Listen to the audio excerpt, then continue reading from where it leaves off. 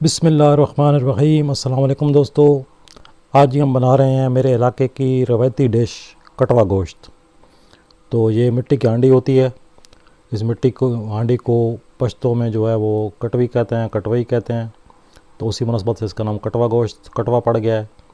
तो यहाँ पंजाब साइड में कुछ लोग कहते हैं जी कटवा इसलिए कहते हैं कि इसमें कट्टा पकता है। नहीं जी, कट्टा नहीं पकता है, इसमें गोंगलू पकाओ तो भी ये कटवी ही रहेगी।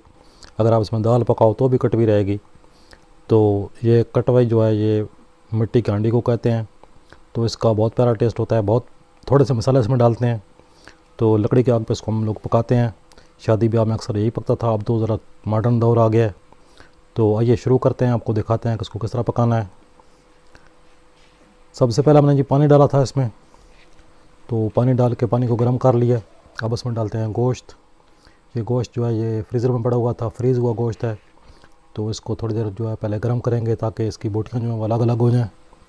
तो उसके बाद का प्रोसेस जो है वो आपको दिखाते हैं।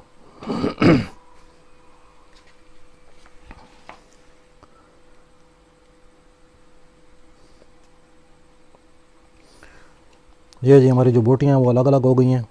ये गोश्त के ऊपर जो झाग बनती है, ये जो गोश्त के अंदर रुका हुआ खून होता है उसकी झाग होती है। तो आप जब झाग बने तो झाग को ऊपर से उतार दें।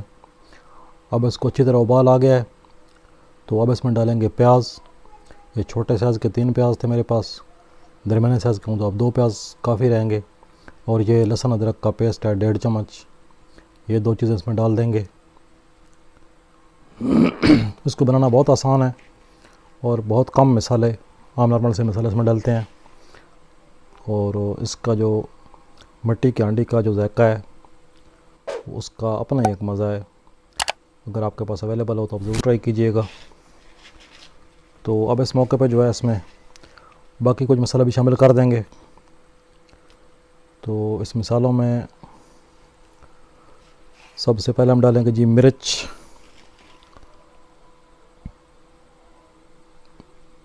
मिर्च चूँकि हम अपने घर में बहुत कम खाते हैं, ज़्यादा मिर्च पसंद नहीं करते, तो इसलिए मैं पौना चम्मच जो है वो मिर्च का डाल रहा हूँ। बाद में कोई सब्ज़ मिर्चें भी डालेंगे तो मिर्चों की मकदार पूरी हो जाएगी। 1 चम्मच भर के हल्दी डाल दी। हल्दी जो है ये मैदे के लिए बहुत अच्छी होती है। उसके बाद ये कुटा हुआ धनिया है, सूखा धनिया कुटा हुआ, उसको मोटा मोटा कूट लिया था। इसकी बहुत प्यारी खुशबू आती है। तो इसके तकरीबन 2 सवा 2 चम्मच जो है वो धनिया के डाल देते हैं। और नमक 1.5 चम्मच नमक जो है वो तकरीबन काफ़ी रहेगा 1 किलो गोश्त के लिए। तो 1.5 चम्मच जो है वो नमक का डाल दिया। तो अब इसको अच्छी तरह मिक्स करके तो इसको पकाते हैं। इसकी पहले अपने आग फुल रखनी है। जब ये मसाले डाल देंगे तो इसको ऊपर ढकना लगा के तो इसकी आग बिल्कुल हल्की कर देंगे और आराम से इसको गलने देंगे। इसकी आग मैं खींच लेता हूँ पीछे। तो आग सिर्फ कोयलों पे पकेगा और हल्की हल्की आग जलती रहेगी। तो तकरीबन 15-20 मिनट के बाद इसको देखते हैं। ये जो आधे घंटे बाद मैंने खोला है इसको जी, तो आधा पानी तकरीबन खुश्क हो गया है, लेकिन अभी आधा पानी है और अभी गोश्त भी जो है वो फुल गला हुआ नहीं है। तो इसको एक दफ़ा फिर जो है वो ढक के पकाते हैं।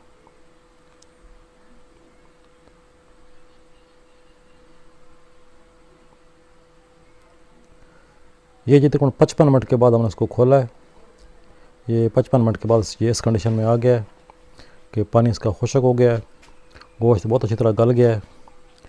तो अब इसका जो अगला प्रोसेस है, कुछ मसाले रहते थे वो डालते हैं।